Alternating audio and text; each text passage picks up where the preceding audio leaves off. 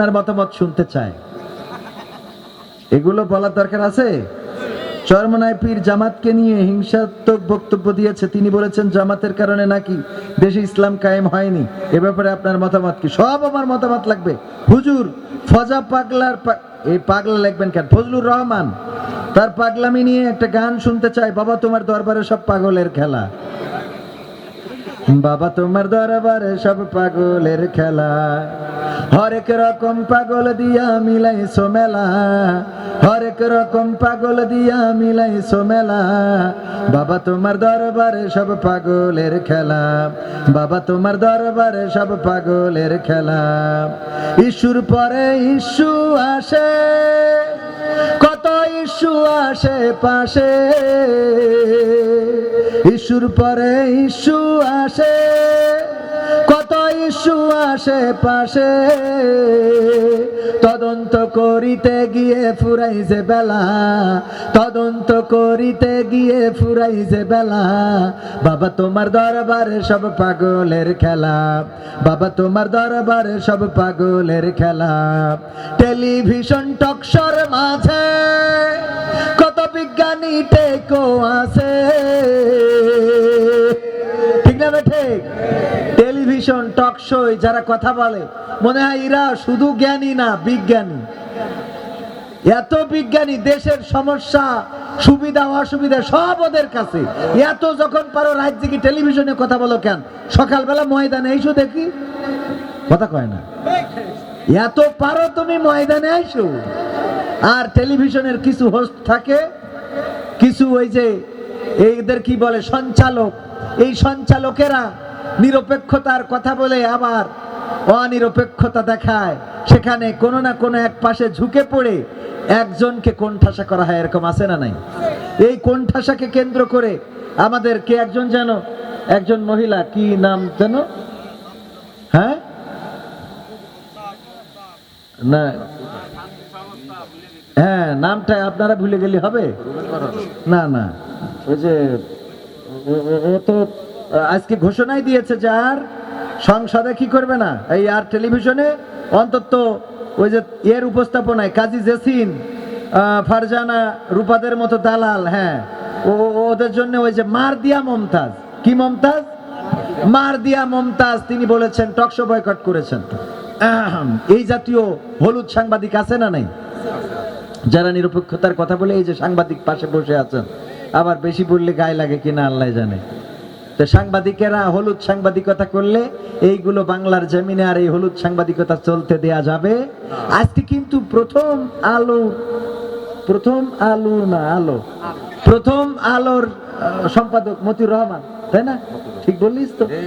উনি আজকে একটা গুরুত্বপূর্ণ কথা বলেছেন, আমি দেখলাম আজকে গুরুত্বপূর্ণ একটা কথা বলেছেন যে এই দেশ আবার সেই সংসদে রাজাকার কারা যুদ্ধ করেছে, কারা দেশ স্বাধীন করেছে, আবার সেই তর্ক বিতর্কের মধ্যে চলে গেছে, ঠিক না ঠিক?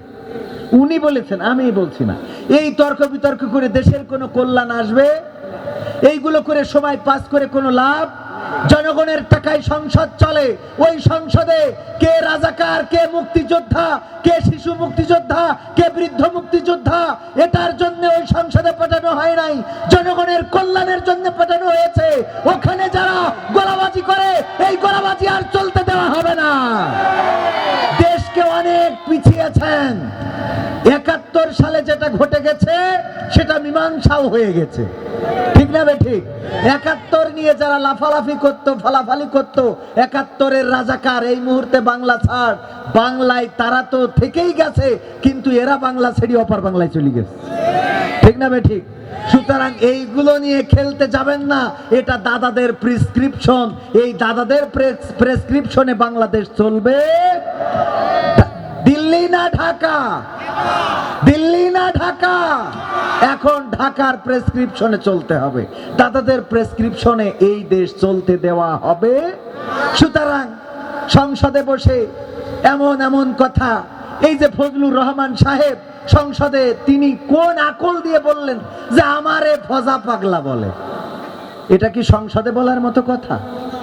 এ তো পাড়া প্রতিবেশী ঝগড়া বাঁধলেও তো এই কথা বলা যায় না, ঠিক না ঠিক? ওখানে যে এই কথাগুলো বলে, এই কথার কোনো অর্থ নাই।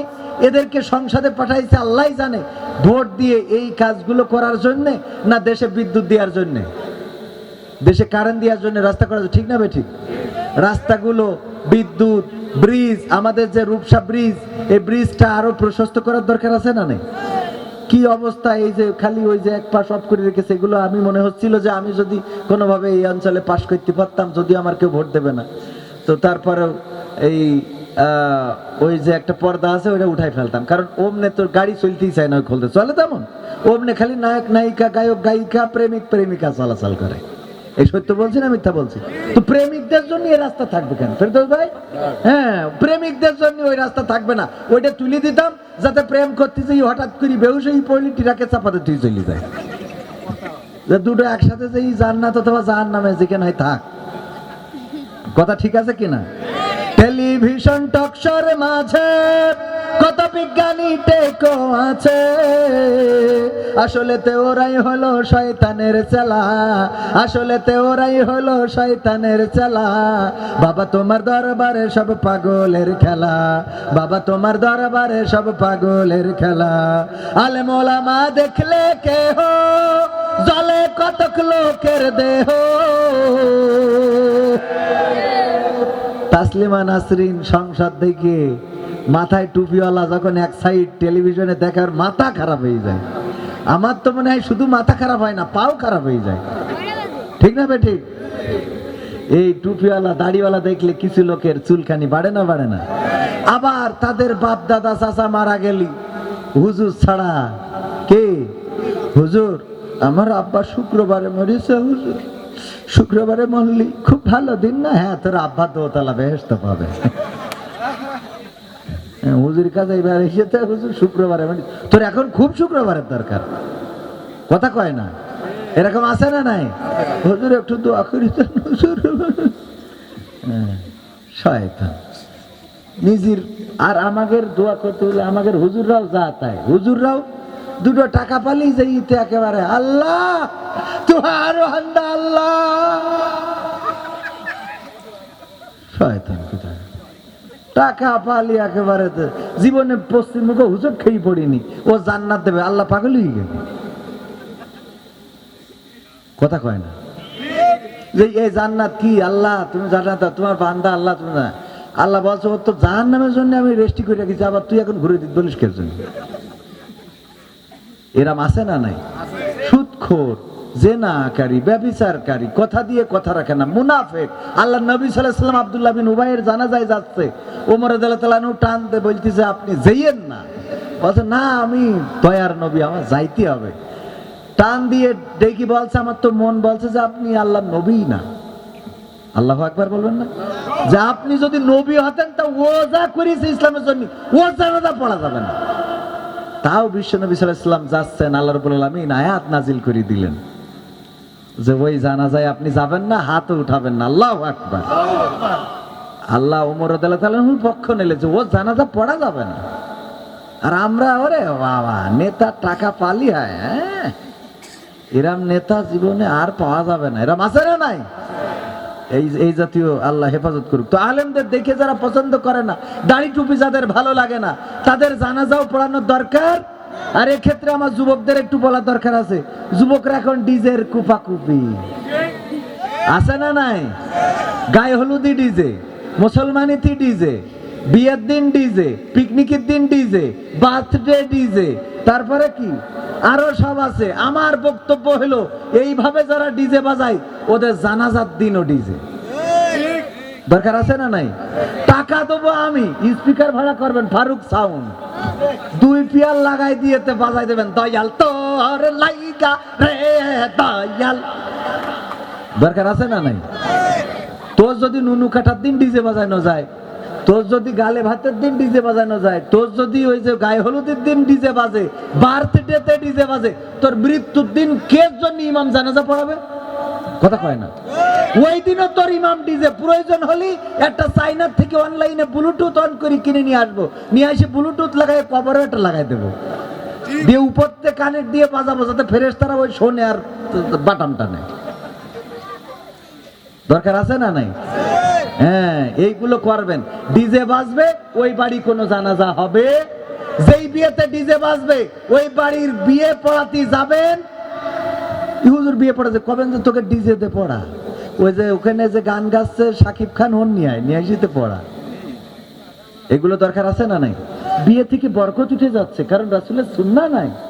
বিয়েতে আনন্দ, গায়ে হলুদ, আগে কাদা মাখামাখি ছিল, এখন রং মাখামাখি টানাটানি। আগে তো তাও যাক বাড়ি ঘর ধরে কাদা টাদা মেখে পড়ি থাকতো, এখন সেইগুলো আবার ভিডিও করে রিল ছাড়ে। কই যাব?